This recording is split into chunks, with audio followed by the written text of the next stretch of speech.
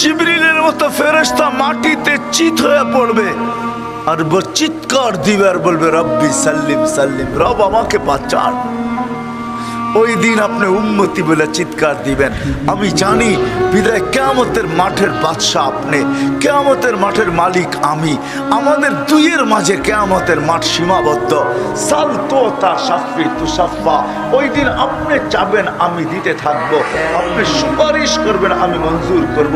লা ইউখজিকা ফি উম্মতি, আপনার উম্মতের ব্যাপারে আমি আপনাকে লজ্জিত করব। ওই মুহাম্মদুর রাসূলুল্লাহ। হায় হায় হায়, ফতেহাবাদের মানুষ, টাইম অনেক লম্বা হয়ে গেছে, আমি আর লম্বা করতে চাইতেছি না।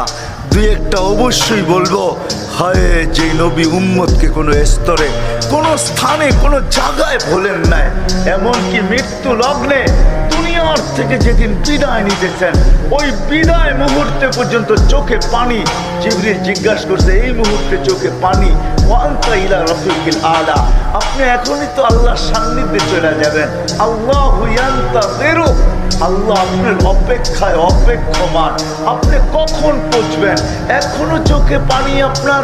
তো বলছে ফামান লিবাদিলি উম্মতি, জিবরিল আমার জন্য চোখে পানি না, হাসানের জন্য না, হোসাইনের জন্য না, আলীর জন্য না, ফাতেমার জন্য না, আমার নয়টা ফ্যামিলির জন্য না।